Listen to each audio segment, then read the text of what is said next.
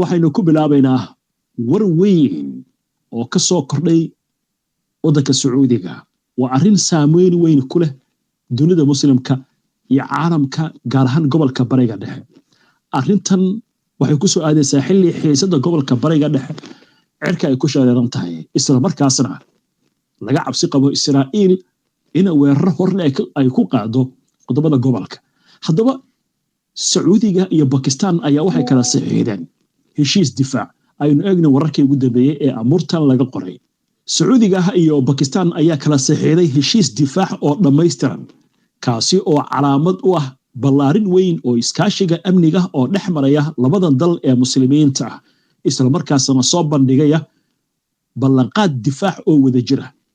Heshiiskan istiraatiijiga ee difaaca wadajirka ayaa waxaa lagu saxiixay magaalada Riyadh intii lagu jiray booqasho halkaasi oo ku tagay ra'iisul wasaaraha Pakistan Mohammad Shahbaz Sharif.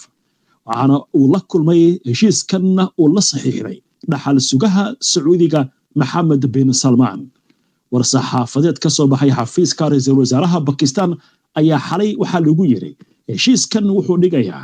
in haddii labada dal midkood la soo weeraro la isdifaaco taasi oo ka dhigan weerar lagu soo qaado midkood weerar lagula kacay labada wadanba. macnaha haddii Pakistan la weeraro waxay la macno tahay in la weerarayo Sacuudiga. haddii Sacuudiga la weeraro waxay la macno tahay Pakistan in la weerarayo. heshiiskan difaaca waxa uu sidoo kale la sheegayaa uu ka dhigan yahay in muddo 80 sano ah iskaashigan labada dal u dhaxeeya uu socon doono iyadoo labada wadan ay wadaagaan dhaxal diineed iyo danaha istiraatiijiga. Pakistan oo ku hubaysan nuclear-ka tan iyo 90-yadii waxay xiriir dhow la leedahay Sacuudiga dhowr dhinac marka la eego waxaana ka mid ah tamarta, socdaalka, shaqaalaha iyo weliba iskaashiga dhanka ammaanka. ballanqaadka difaaca ee rasmiga wuxuu matalayaa in labada wadan istaageeraan waxaana arrintan lagu sheegay inay tahay iyadoo kor loo qaadayo xiriirka iyadoo markaana la sheegayo in Sacuudiga ay suurtagal tahay in la hoosgeeyo nuclear-ka Pakistan taasi oo ka macnaa haddii Sacuudiga nuclear lagu soo weeraro Pakistan inay adeegsan karto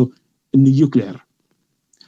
Pakistan qiyaas ahaantii waxay ku hubaysan tahay ilaa iyo 150 madax oo hubka nuclear-ka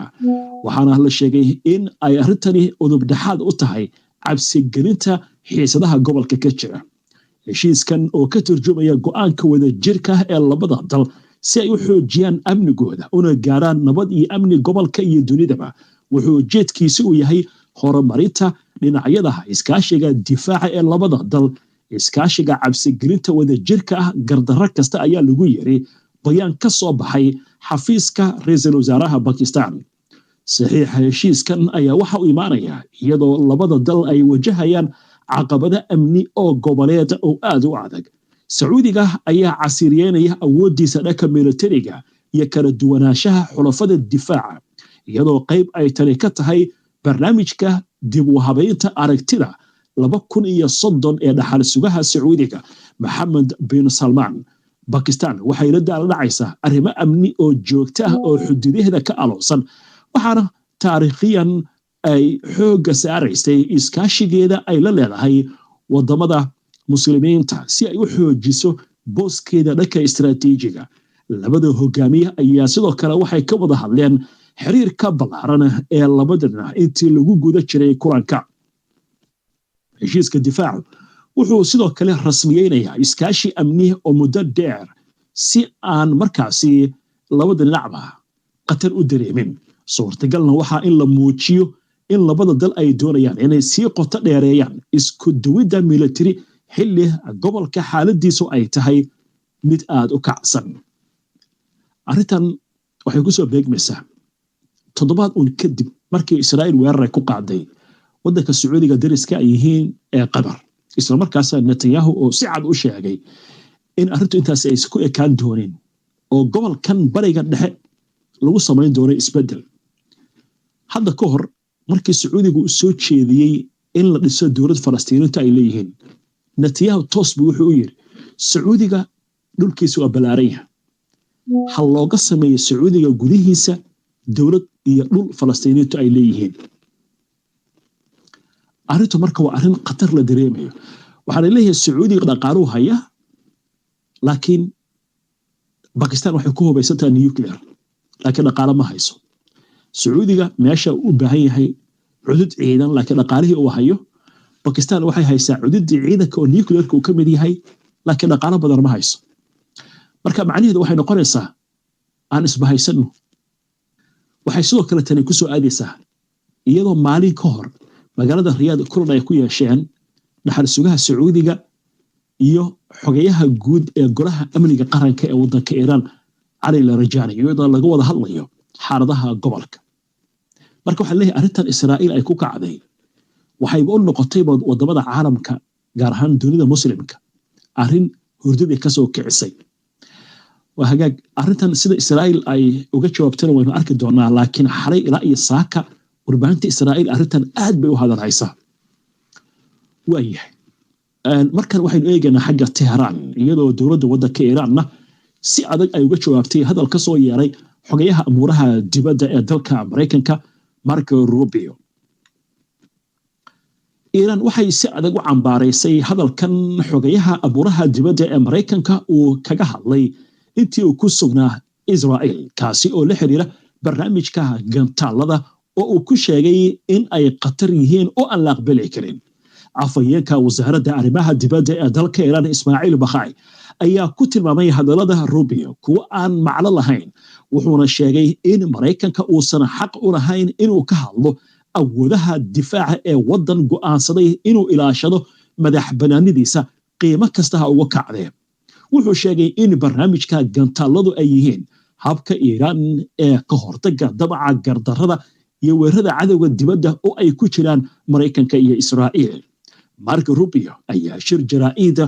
oo wadajir ula qabtay ra'iisul wasaaraha Israa'iil Benjamin Netanyahu waxa uu ka sheegay in Iran oo hesha nuclear una xukumo wasi dalka u dhigay hogaamiye shiica oo mowqif adag ay sahlan doonto in gantaaladaasi ay gaaraan meel fog iyagoo xambaarsan nuclear ayna arrintaasi tahay mid aan la aqbali karin oo qatar waxaana uu yiri qatartaasi ma ahan oo kaliya mid ku wajahan Israa'iil iyo Mareykanka laakiin dunida oo dhan ay ku wajahan tahay wasi hadalku uu yiri